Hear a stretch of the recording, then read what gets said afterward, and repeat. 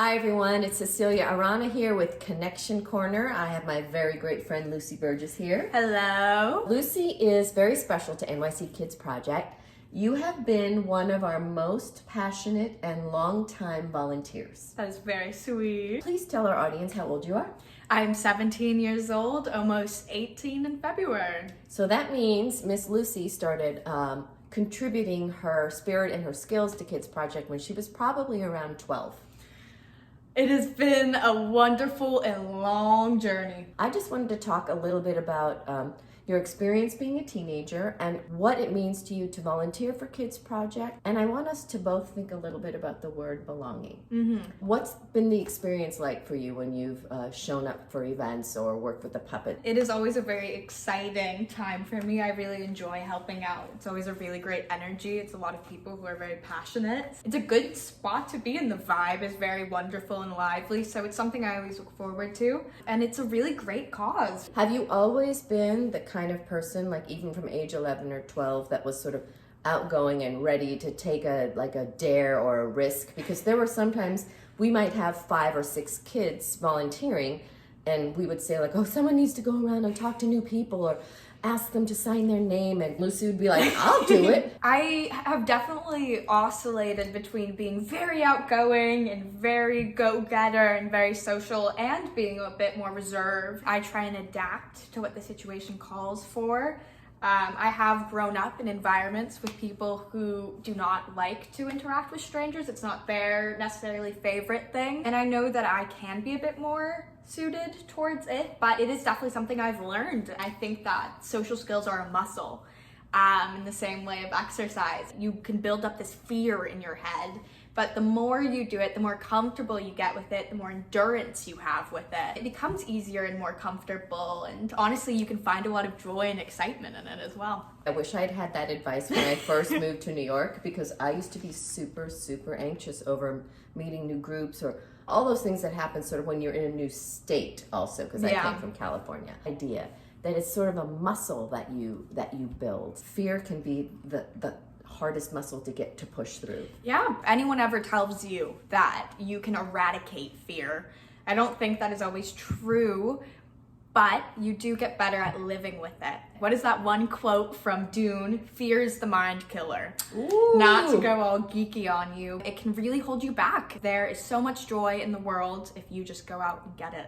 We're gonna take a pause and let one of my puppet friends come out and finish the interview. Thank you, Lucy.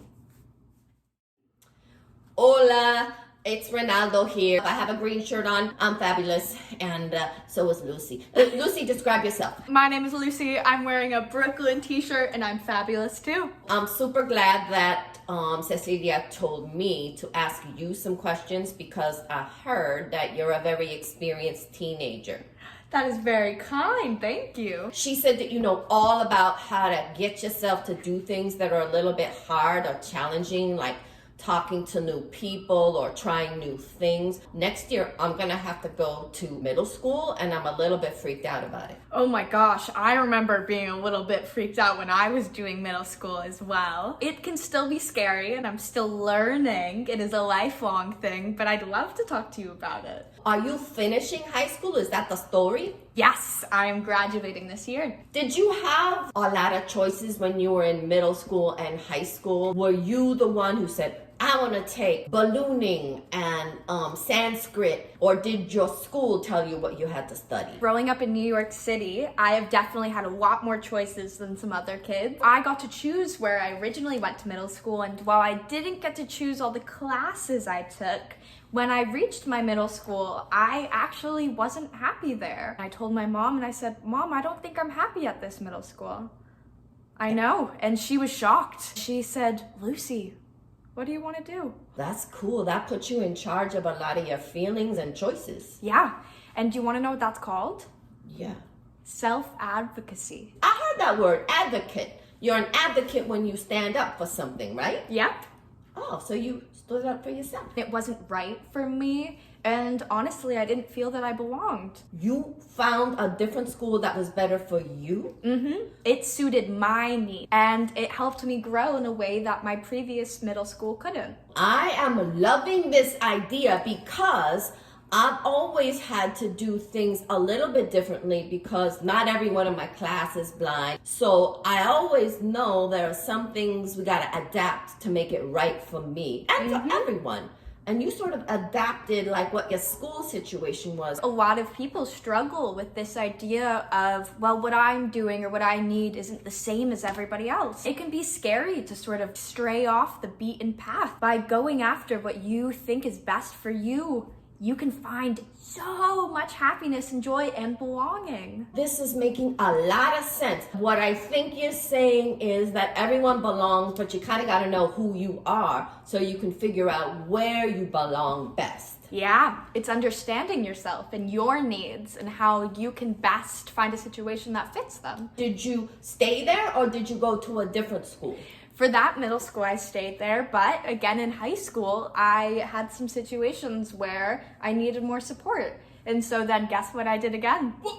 Wait, I know this answer. You did self-advocacy. I did self-advocacy and I found something that better fit me. I'm going to tell my mom and dad all about this because this is very interesting to me and it helps me feel more brave about what's in my future. Middle school and high school and maybe college or a job or traveling. So lots of different choices. I feel like no matter what, I'm going to find a way to make myself know that I belong. There are a million things out there and everyone belongs somewhere. Thank you, Lucy. Thanks, everyone. Adios. Bye.